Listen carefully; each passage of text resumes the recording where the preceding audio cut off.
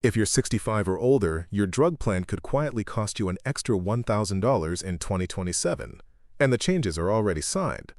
Here are 6 things to check before October 15th. And stay with me until number 6, because that's the one most retirees get completely backwards. Number 1. The premium safety net just disappeared, and almost nobody noticed. For the last 2 years, Washington has been quietly paying drug plans to keep your premium down. It was called the Part D Premium Stabilization Demonstration. In 2025, it knocked $15 off the base premium and blocked any plan from raising your monthly bill by more than $35. In 2026, it still shaved $10 off the base and capped increases at $50. That cap is the main reason millions of standalone drug plans didn't explode in price. On July 28, 2026, Medicare announced the program ends December 31st. Gone. For 2027, there is no cap on how much your standalone Part D premium can rise. The official base premium for 2027 is $41.33, but that's just the starting point of the formula. Your actual plan sets its own number, and next year it can charge whatever its bid requires. Here's why this matters in dollars. The new Part D benefit shifted huge drug costs from the government onto the plans themselves, and the plans were absorbing that hit with these subsidies. Take the subsidy away, and analysts at KFF are warning that standalone drug plan members could see the largest premium jumps in years. If your premium goes from $45 to $95, that's $600 a year before you buy a single pill. The typical mistake: assuming your premium will drift up a few dollars like it always has and ignoring the notice. Not this year. What to do? When your plan's letter arrives in September, find the 2027 premium line first. If it jumped, that's your signal to shop during open enrollment, not to swallow the increase. Number 2. The deductible climbs to $700, the highest in Part D history. In 2026, the standard Part D deductible is $615. In 2027, it rises to $700. That's $85 more you may pay out of your own pocket before your plan pays a dime toward many of your medications. Here's the mechanics. Until you hit that deductible, you pay the full negotiated price at the pharmacy counter. If you take a brand-name drug that runs $250 a fill, your January and February fills could come almost entirely out of your pocket. Many seniors walk up to the counter the first week of January, hear a number 3 times higher than December's copay, and think the pharmacy made a mistake.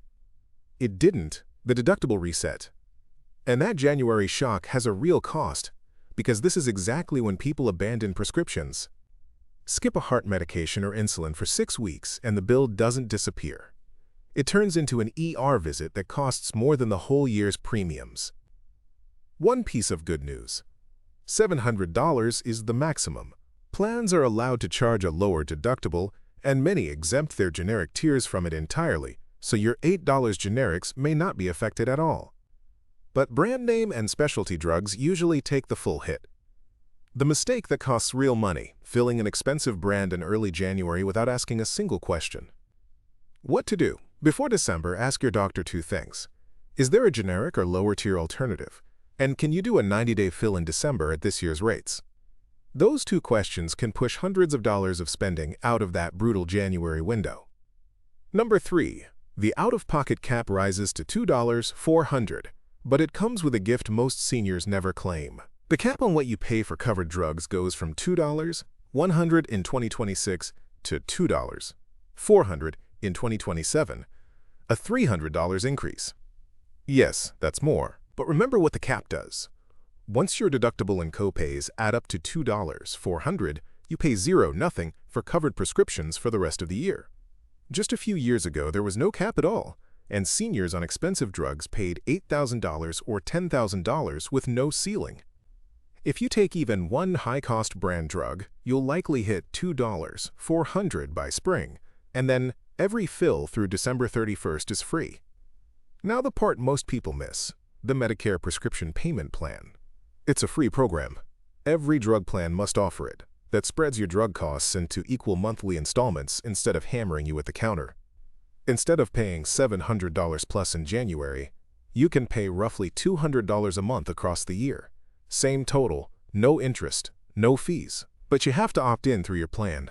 Call the number on your member card and ask for it by name. The typical mistake: thinking premiums count toward the cap. They don't. The $2,400 counts your deductible and your share at the pharmacy.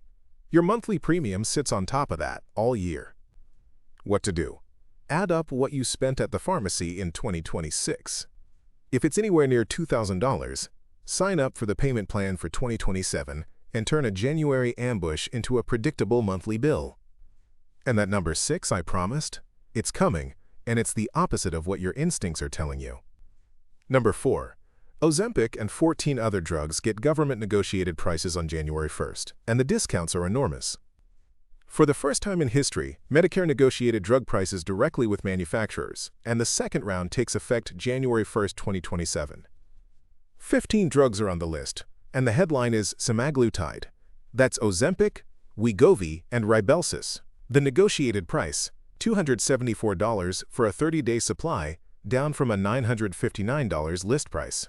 That's a 71% cut. Trelegy Ellipta for COPD and asthma is on the list too. Across all 15 drugs, prices fall between 38 and 85%, and counting the first 10 from 2026, 25 drugs now carry negotiated prices.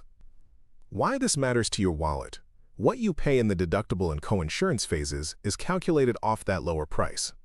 If you pay 25% coinsurance on Ozempic, 25% of $274 is about $69, instead of roughly $240 off the old price.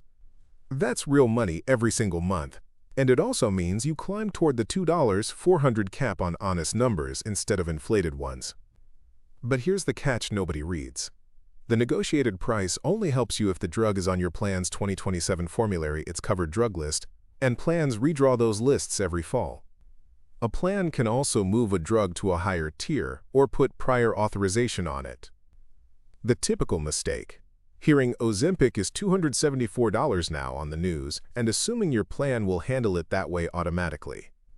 What to do? During open enrollment, look up each of your medications in the plan's 2027 formulary, the tier, the restrictions, your projected copay.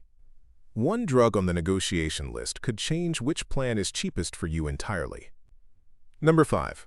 The most important letter of your year arrives by September 30th, and most people throw it away.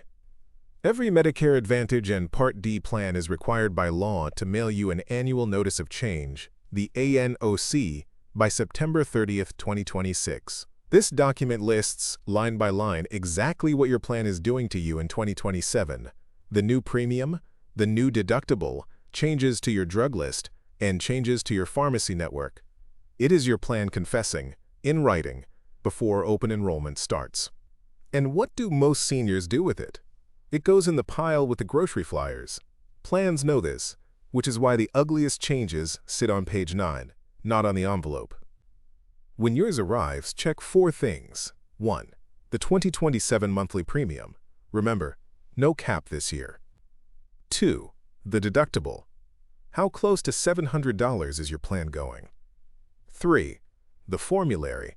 Is every drug you take still covered, and on which tier? 4. The pharmacy network. Is your pharmacy still preferred? That last one is sneaky.